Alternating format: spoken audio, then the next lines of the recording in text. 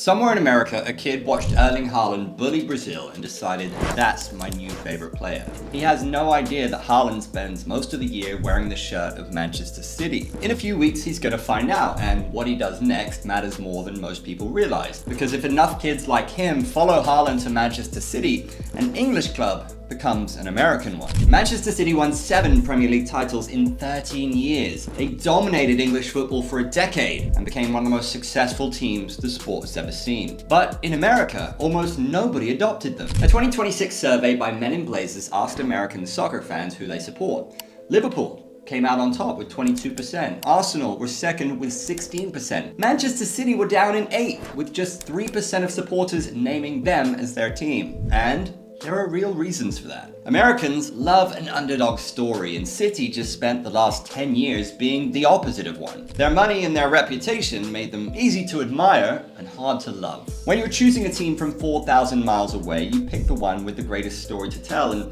I support the richest club who wins all the time doesn't make for a great story. So City had the trophies, the talent, and the marketing budget, but they still could not buy the one thing they truly wanted, the affection of the American fans. Then the World Cup happened. Right now, one of the most talked about athletes in America is one who doesn't play his club games here. Yet Erling Haaland has spent the entire World Cup being unavoidable. He knocked 5-time world champions Brazil out of the tournament and inspired Norway to their first quarter-final ever. And then he did something his club, Manchester City, never managed to do. He made Americans like him. He filmed himself in a cowboy hat in Texas. He reviewed New York delis. He turned himself into a meme and leaned all the way into it. During the tournament, his Instagram following jumped by more than 15 million, one of the biggest growths we've seen from any player at this World Cup. People who've never watched 90 minutes of football in their life know who this guy is. The demand is real, and you can measure it. But in truth, it's not going to be so simple. Loving a player at a World Cup and loving his club are two completely different things. One is a 3-week summer fling. The other demands that you wake up at 7:30 a.m. on a Saturday 10 months of the year to watch a team from a city you may never visit. Look at how Messi did it. When Messi wanted America, he moved here. He signed for Inter Miami. He played in front of American crowds every week and made himself impossible to ignore. Haaland's is a case of trying to pull off the opposite. He wins America over the summer and then flies back to Manchester, 5 time zones away, to play for a club that most of these new fans have no reason to care about. The attention is real, but it's all tied to Norway. No one knows if it will follow him back to Manchester City. That's the gap the hype skips right over. Player fame is loud and fast. Club loyalty is quiet and slow. Getting from one to the other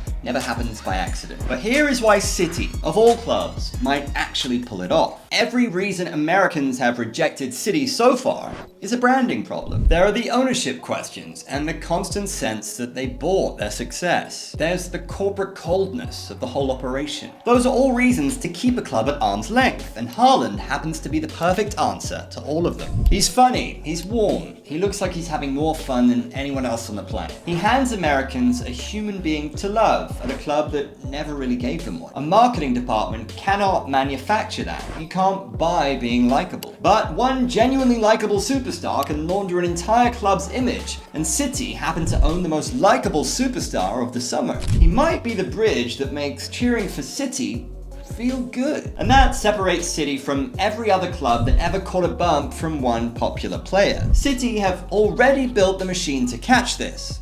Let me explain. Their owners, City Football Group, own New York City FC. They're finishing Etihad Park, a $780 million stadium in Queens, opening in 2027. They're turning that corner of New York into a soccer hub, with a second club coming in by 2028. Most clubs would have to start from zero to chase American fans. City already have a stadium, a sister club, and a foothold in the biggest media market in the country, all ready to go. So the move is obvious, and the clock is already ticking. City have a narrow window, maybe 12 to 18 months, while Haaland is both at his peak and newly famous in America. Inside that window, they could basically make him the face of everything they do in the United States. They pull those new fans through the New York door they already own, while everyone is still paying attention. If they treat it like the opening it actually is, they finally make their breakthrough. So, can Erling Haaland turn America into Manchester City fans? The honest answer is that he can open the door, but he cannot make anybody walk through it for them. The viral version of this story says it happens on its own, all because of one guy. That version is